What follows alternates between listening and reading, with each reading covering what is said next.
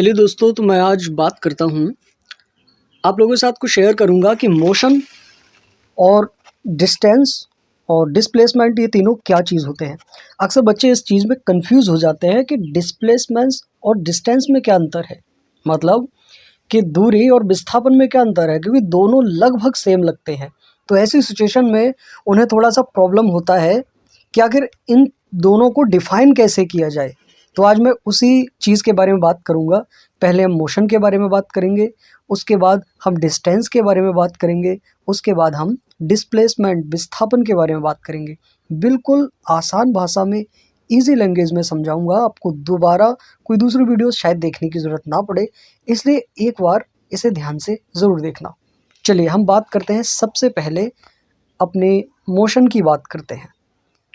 तो अभी मैं निकाल लेता हूँ यहाँ से, ठीक है। देखिए मोशन क्या है, गति क्या है। तो जब कोई वस्तु या व्यक्ति समय के साथ अपना स्थान बदलता हो तो उसे हम गति कहते हैं। या कोई व्यक्ति या वस्तु एक स्थान से दूसरे स्थान के लिए जाने में जो मूवमेंट करता है, जो उसमें बदलाव करता है, तो उसे हम गति कहते हैं। अब केवल यहाँ पर जाने वाली बात नहीं है, गति किसी भी प्रकार की हो सकती है। जैसे आप खाना खा रहे हो तो वहाँ पर आपका हाथ गति कर रहा है, आपका हाथ स्थान बदल रहा है। मुंह की तरफ आप लेकर आ रहे हो तो स्थान बदला, थाली में लेकर जा रहे हो तो वो स्थान बदल रहा है। तो मतलब यहाँ पर आपका हाथ गति कर रहा है। उसी तरह से जब आप कहीं पर जा रहे हो तो एक स्थान से दूसरे स्थान पर, तब आप गति कर रहे हो, मूवमेंट कर रहे हैं आपके पैर। तो इसका मतलब है ये स्थिति मूवमेंट है, गति की स्थिति है। और इसके अलावा उड़ता पक्षी हो गया, चलती हुई कार हो गई, इस तरीके से किसी भी तरीके से कुल मिलाकर जब कोई व्यक्ति अपने स्थान में समय के साथ बदलाव करता हो तो उसे हम गति कहते हैं। या कोई व्यक्ति या वस्तु अपने स्थान को छोड़कर दूसरे स्थान तक समय के साथ जाने में जो परिवर्तन करती है, बदलाव करती है, अपना स्थान बदलती है, उसे हम गति कहते हैं। ठीक, अब हम आगे बढ़ते हैं और जानते हैं कि दूरी क्या है। नॉर्मली हम दूरी को कैसे एक्सप्लेन करेंगे कि दूरी क्या है। यह है डिस्टेंस। अभी मैंने आपको बताया कि जब कोई व्यक्ति समय के साथ स्थान बदलता है तो उसे क्या कहते हैं, गति।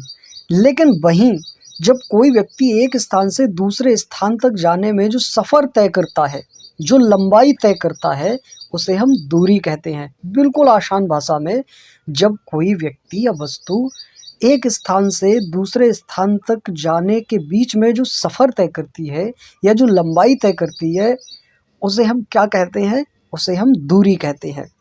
ये इस दूरी को दिशा की आवश्यकता नहीं होती, कोई व्यक्ति किस दिशा में जा रहा है इस चीज़ की आवश्यकता नहीं पड़ती है, ठीक है।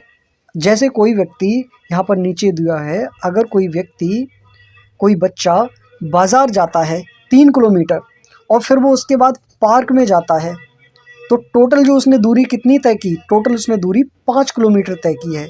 इससे फ़र्क नहीं पड़ता है कि बाज़ार किधर है और उसका स्कूल किधर है, ठीक है। तो यह कुल मिलाकर विशेष ध्यान रखने वाली बात यह है कि यहाँ पर दिशा की आवश्यकता नहीं होती। अब आया हमारा डिस्प्लेसमेंट। तो डिस्प्लेसमेंट क्या, अभी मैंने आपको बताया था दूरी के बारे में, डिस्टेंस के बारे में, वो आपने जान लिया। अब डिस्प्लेसमेंट, तो प्रारंभिक स्थान से जहाँ से आप चले हो और अंतिम स्थान जहाँ पर आप पहुँचे, घूम घाम कर कहीं भी पहुँचे, तो उस स्थान से और जहाँ से आप चले थे उस स्थान की बीच की दूरी जो होती है वो डिस्प्लेसमेंट कहलाती है। तो प्रारंभिक स्थान और अंतिम स्थान के बीच की सीधी दूरी, सीधी विशेष ध्यान रखनी पड़ेगी आपको, सीधी दूरी विस्थापन कहलाती है। चलिए अब हम बताते हैं इस डायग्राम के माध्यम से कि आपको डिस्प्लेसमेंट और डिस्टेंस में क्या अंतर हो जाता है। तो देखिए, एक बंदे ने ए से बी दूरी तक चला था, एक बच्चा, तो उसने कितना 100 मीटर दूरी तय की, ठीक। लेकिन वो बी से वापस ए तक आ गया, तो उसने 100 इधर गया था और 100 वापस आने में, तो उसने टोटल दूरी 200 तय की। तो ये तो हो गई आपकी दूरी। लेकिन बच्चा वापस ए पर आ गया तो ए से ए की दूरी कितनी होगी? 0। मतलब यही डिस्प्लेसमेंट है।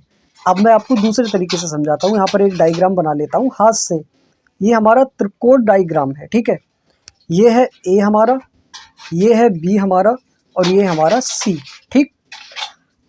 ये है हमारा 100 मीटर और ये भी हमारा 100 मीटर है और ये हमारा मान लो 50 मीटर है, ठीक, 50। अब एक बच्चा ए से बी तक की दूरी तय करता है, उसने 100 मीटर दूरी तय की। फिर बी से सी तक की दूरी करता है, उसने फिर 100 मीटर दूरी तय की। तो यहाँ पर टोटल दूरी 200 हो गई। लेकिन यहाँ पर डिस्प्लेसमेंट क्या हुआ? ए से सी तक की सीधी दूरी कितनी बनी? 50 बनी।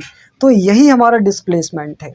जो टोटल दूरी उसने तय की वो 200 तय की, लेकिन ए से सी तक जो उसने लास्ट मूवमेंट किया था, ए से बी तक, प्रारंभ से अंतिम तक की बीच की दूरी जो उसने तय की वो 50 मीटर तय की। तो यही डिस्प्लेसमेंट है कि प्रारंभ से अंतिम स्थान के बीच की सीधी दूरी कितनी होती, क्या होती है? डिस्प्लेसमेंट या विस्थापन। तो आशा करता हूँ आपको ये बात समझ में आई होगी।